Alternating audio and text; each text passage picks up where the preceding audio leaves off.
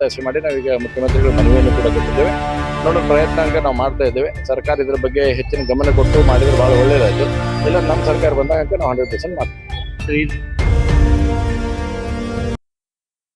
SSK ಸಮಾಜಕ್ಕೆ ಒಂದು ಅಭಿವೃದ್ಧಿ ನಿಗಮ ಮಂಡಳಿ ಆಗ್ಬೇಕಂತ ಹೇಳಿ ಬಹಳ ದಿನದ ಒಂದು ಕೂಗಿದೆ. ಇದ್ರ ಬಗ್ಗೆ ತಮ್ಮ ಅಭಿಪ್ರಾಯ? ನೋಡಿ, ಕಳೆದ ಅಧಿವೇಶನದಲ್ಲಿ ಕೂಡ ನಾನು ಬೆಳಗಾವಿ ಅಧಿವೇಶನದಲ್ಲಿ ಅದರ ಬಗ್ಗೆ ಬಹಳ ಸ್ಪಷ್ಟವಾಗಿ ನಾನು ಮಾತಾಡಿದ್ದೆ. ಬಹುಶಃ ಪ್ರಥಮ ಬಾರಿಗೆ ಎಸ್ಎಸ್ಕೆ ಸಮಾಜಕ್ಕೆ ಒಂದು ಅಭಿವೃದ್ಧಿ ನೇಮಕ ಆಗಬೇಕು ಮತ್ತು ಒಂದು 500 ಕೋಟಿ ರೂಪಾಯಿ ಅಷ್ಟು ಅದಕ್ಕೆ ಅನುದಾನವನ್ನು ಮೀಸಲಿಡಲಿಕ್ಕೆ ಇಡಬೇಕಂತಕ್ಕಂಥದ್ದನ್ನು ಹೇಳಿದೆ. ತದನಂತರ ಸಂಬಂಧಪಟ್ಟಿರ್ತಕ್ಕಂಥ ಮಂತ್ರಿಗಳನ್ನು ಕೂಡ ನಾವು ಭೇಟಿಯಾಗಿ ಹೋಗಿ ಮನವಿ ಕೊಟ್ಟು ಪ್ರಯತ್ನ ಮಾಡ್ತಾ ಇದ್ದೇವೆ. ಮೊನ್ನೆ ಅಧಿವೇಶನದಲ್ಲಿ ಕೂಡ ಚಳಿಗಾಲ ಅಧಿವೇಶನದಲ್ಲಿ ನಾವೆಲ್ಲ ನಮ್ಮ ಅನೇಕ ಮಿತ್ರರು ಸೇರಿಸಿ, ಅದರ ಶಾಸಕರ ಮಿತ್ರರೆಲ್ಲ ಸೇರಿಸಿ ಮತ್ತೊಮ್ಮೆ ಮುಖ್ಯಮಂತ್ರಿಗಳಿಗೆ ಮನವಿಯನ್ನು ಕೊಟ್ಟಿದ್ದೇವೆ. ಅದರಲ್ಲಿ ಸಾಕಷ್ಟು ಶಾಸಕರು ನಾವು ಸಹಿ ಮಾಡಿಕೊಟ್ಟು ನಮ್ದು ಎಲ್ಲರದ್ದು ಒತ್ತಾಸೆ ಐತಿ, ಕೇವಲ ಒಬ್ಬರು ಮಾಡೋಕ್ಕಿಂತ ಎಲ್ಲರೂ ಕರ್ಕೊಂಡು ಮಾಡೋದಂತ ಯೋಚನೆ ಮಾಡಿ ಎಲ್ಲರೂ ಕೂಡ ಒತ್ತಾಸೆ ಮಾಡಿ ನಾವೀಗ ಮುಖ್ಯಮಂತ್ರಿಗಳು ಮನವಿಯನ್ನು ಕೂಡ ಕೊಟ್ಟಿದ್ದೇವೆ.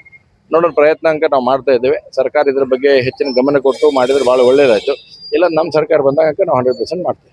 ಸೊ ಇದಲ್ಲದೆ ಬೇರೆ ಬೇರೆ ಮೂಲಭೂತ ಸೌಕರ್ಯದಿಂದ ಎಸ್ಎಸ್ಕೆ ಸಮಾಜ ಎಲ್ಲ ಒಂದು ಕಡೆ ವಂಚಿತ ಆಗ್ತದೆ. ಇದ್ರ ಬಗ್ಗೆ ಅಲ್ಲ ನೋಡಿ, ಒಂದು ಅಭಿವೃದ್ಧಿ ನಿಯಮ ಆಗ್ಬೇಕನ್ನುವಂಥದ್ದು ಸರ್ಕಾರದ ಕಡೆ ಇರುತ್ತೆ, ಅದು ಸರ್ಕಾರದಿಂದ ಮಾಡ್ಬೇಕು.